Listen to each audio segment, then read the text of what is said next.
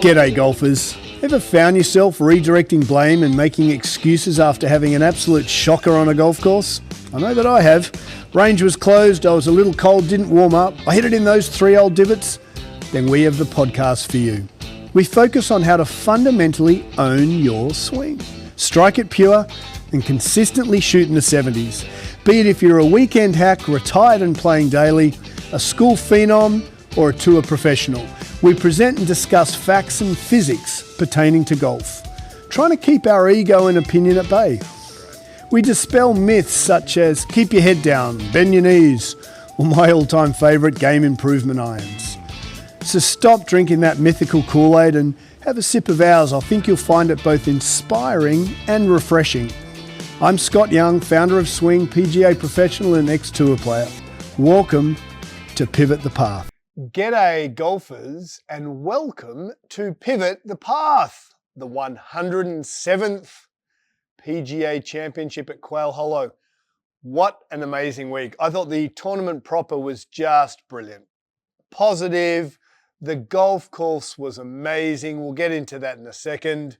Our improvement pivot point comes from watching these guys, specifically Scottie Scheffler. It's only his third major. Obviously, I believe him to then come on for a run the next 10, 12, 15 years. He is going to be an absolute powerhouse. We'll get into why in a little bit, but just suffice to say, I hope you caught some of the PGA down there. It was just amazing. All right, let's get into it. News from the fairway. We had the young South Korean Kim Seong-young won his first US-based tournament, which was phenomenal. Down the Korn Ferry event, 26-year-old. So it's nice that Korn Ferry's bumping in a little bit of international players there. The F1, we had a wonderful return to Max Verstappen winning the Italian Grand Prix. McLaren 2 and 3 with Lando and Oscar. McLaren, they have put something special in their fuel this year. So that was terrific to see. And then big news from our local community is the New York Knicks. First time since 1999, they're making it through to the semis for the NBA playoffs. So they play the Indiana Pacers this coming week. So we'll see if they get through. So huge news. Spike Lee must be just going absolutely ballistic. I find the whole kind of NBA courtside, all the celebrities a bit of bullshit, but fantastic for the Knicks, and it would be lovely to see those guys win. This place will go ballistic if they do. So first time in 25 years. So let's get back to the PGA Championship, 107th running of the PGA Championship. And my takeaway, how do I start? I thought the major coming from such a kind of faltering win by Rory at the Masters, and they blew it up into whatever it wasn't. Scottie Scheffler was just stoic and how a major should be won. Led from the start. He was kind of in and around the mix up until day 3, where he finished with an absolute blast to get ahead by 4 or 5. And then no one faltered right up until the squeeze that Scottie Scheffler was or is, knowing that he's not going to falter. And he just made Rahm hit a couple of shots that, again, weren't bad shots, but the course was so high and tight and fast. I don't know if you guys saw it, but the greens looked absolutely like this tabletop. The course was faultless, and considering how much rain they had, I thought the actual way they presented that golf course to be absolutely phenomenal. So Quail Hollow is a place I've never played, so it's certainly on my bucket list. The golf course just looked hard, it looked firm. Some of the 500 par 4s, the whole golf course was superb. So shout out to all the tournament committee who put that on. I thought it was magnificent. The greens, the pin placements, I thought it was a faultless event. Where do we start? For Scheffler to turn up wearing the orange to remind the kind of the marketing machine that it was a year ago that he got arrested in wearing that orange jumpsuit in jail there, which is just bizarre.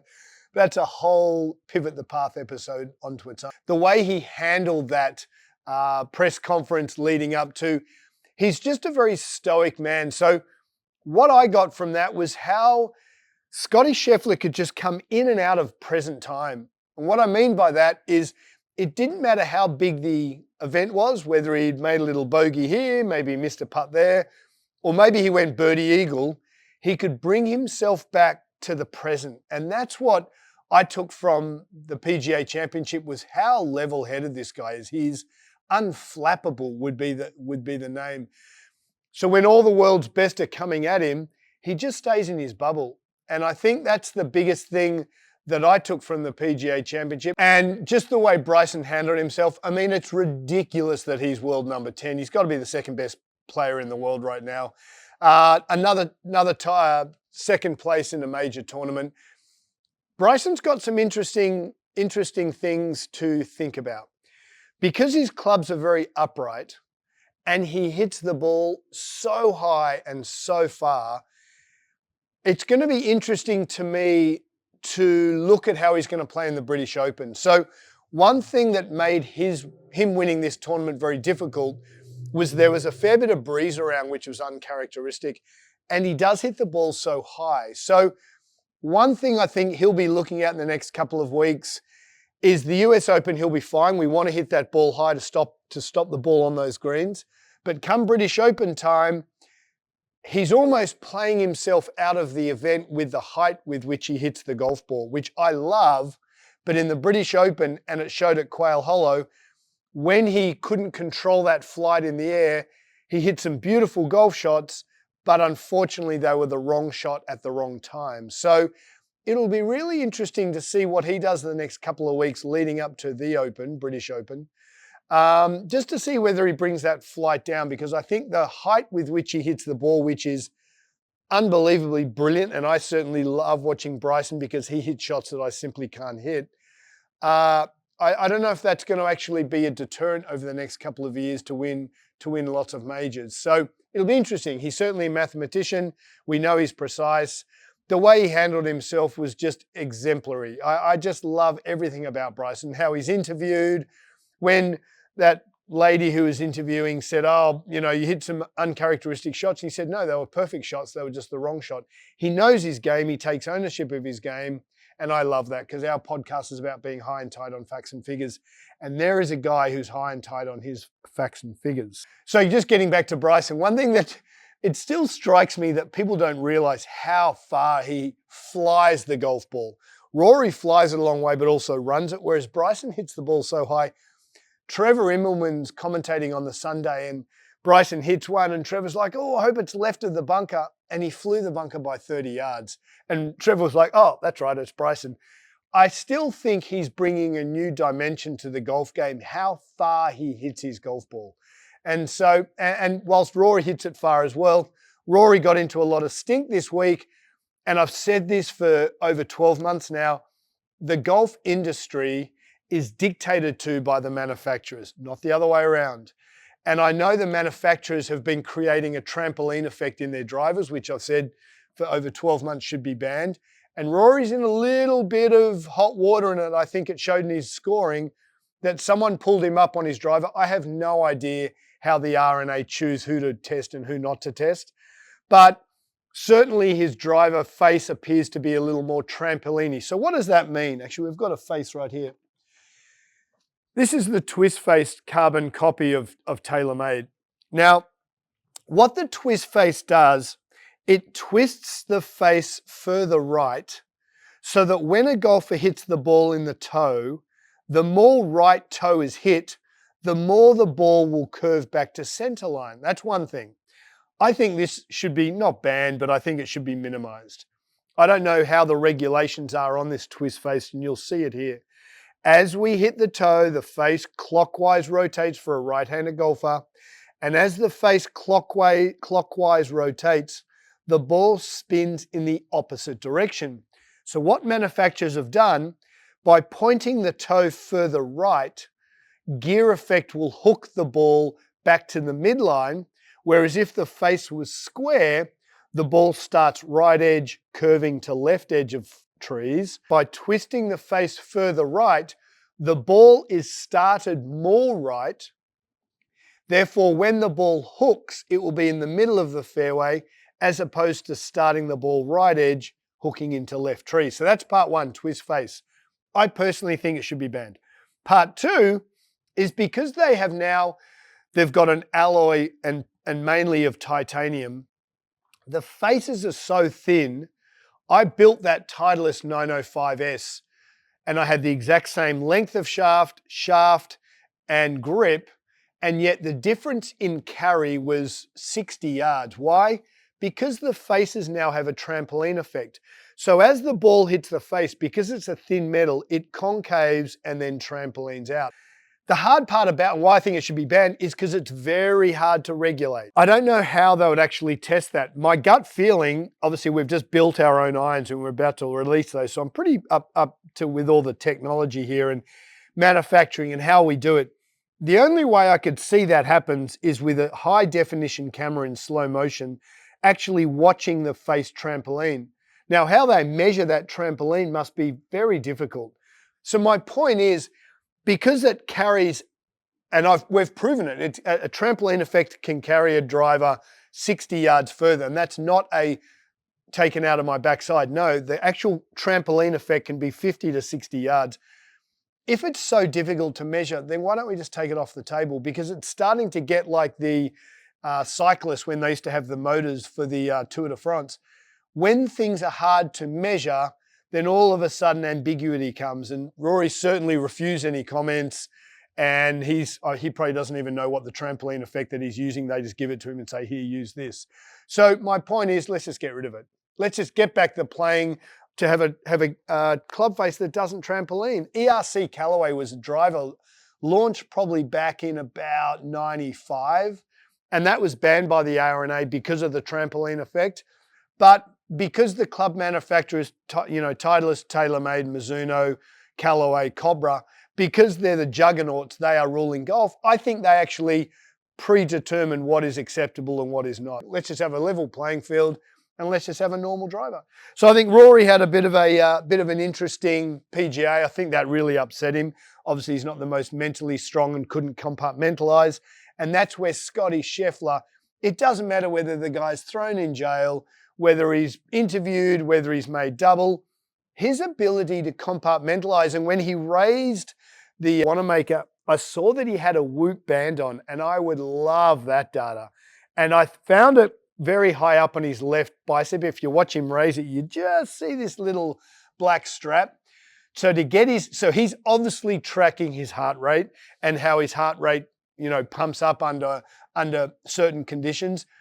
Let's get back to Tiger Woods versus Scottie Scheffler. Why do we love Tiger Woods? And it appears, why don't we also have the same love of Scottie Scheffler? Is because Tiger took us on a journey of emotion. He'd pump up, he'd fist pump. Scottie doesn't do that. And my guess is, and here's one of our improvement pivot points, my guess is his team has realized very quickly that for every up, there's a trough. And we talk about this for years. For the up trough of emotion, there's a down trough. And that's where Tiger, obviously we know now, off the golf course, he really laid in that down trough of dominance. And Scottie Scheffler doesn't seem to be that guy. I mean, the guy has the same car since he got out on tour. He's earning $70 million a year and just bought himself a new car after having his 180-mile clunker, which I just love. I mean, the more I dive into this guy, the more I love him. And it's not for me it's just my comment. I think he's brilliant.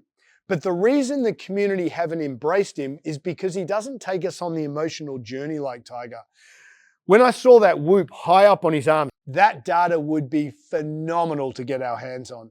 Because I think what they're working on is to be a Stefan Edberg. And one of the commentators, it could have been Immelman or it could have been Frank Noblo, said how much they remind him of Pete Sampras.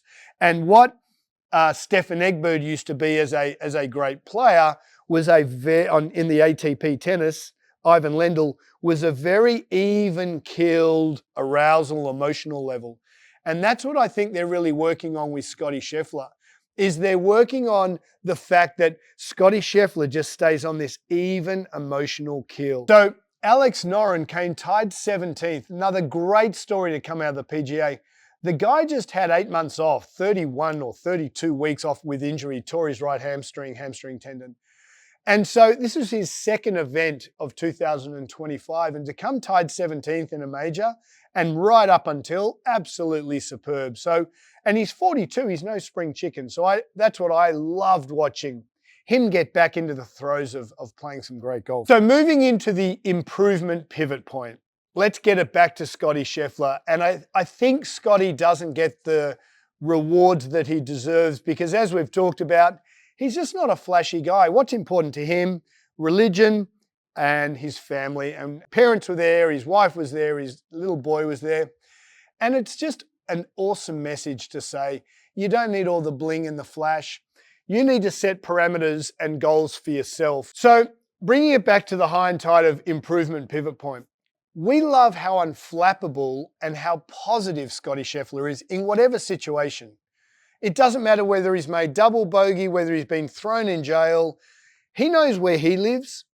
And as my father-in-law, Pop always tells our kids, we know what we're doing and just let all the circles swirl around you. And I think, and we talk about that a lot with our kids, and certainly the inspiration that I've got from Scottie Scheffler over the last couple of weeks was, hey, this is where we live in our lane. It reminds me of a Joe Rogan interview where they were talking about how if you ruminate in negativity and how if you continue to swirl in this negative world, how that gains momentum. And what we've found at Swing, we had one of our videos go viral about this lob wedge that I was talking about. And I said, oh, the lob wedge, you've got to have a high bounce and a low bounce, and the low bounce is like 0. And I said, it's not actually 0, it's like 2-3 degrees. There are a few naysayers who are really negative, and we're trying to present a new brand about golf improvement. We're the only vertically integrated golf improvement business who will have their own clubs, movement, PT, and direction of golf, other than Titleist.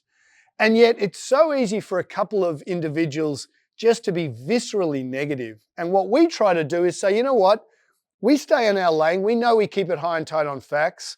I might have a blurb mip up in a video here and there, but the group message is one of positivity, inclusion, and we just try to say, right, the focal point of our podcast was high and tight on facts. So one thing that I took from Scottie this week was really be positive. When those keyboard commandos come out and be so nasty, and we're doing our best here. It's 5:30 in the morning. I might make a miss up on labeling a lob wedge of having 2 degrees of bounce. Give us a break. We're trying to present a high and tight facts on improvement and own your golf swing. And we take that from Scottie Scheffler and how positive he is and how absolutely in the moment he stood for that 4 rounds of golf. He ended up winning by 6, but it was a lot closer to that. So the message with all this, the improvement pivot point, stay positive, keep moving forward. Know what you have to do to keep going in your lane. And our lane is keeping it high and tight on facts and figures on owning your golf swing. So when you come into your practice this week, make sure you know exactly what you're about to work on. We know that with our community here at Swing, we want them to leave better than they started, right? So you can absolutely own your swing. So we've just launched the new website. Jump on this, share it out. We're about to jump into our group training. Everyone's waiting outside, so we're going to get going here. But remember, you can absolutely own your swing with the work you put into your game off the golf course. Know what your direction is, stick to the lane, and let all the noise just swirl around you. But make sure you adhere to what you're trying to achieve for that specific goal. We're about to do it in group training. Look, thanks for listening, and we'll see you next week. Cheers.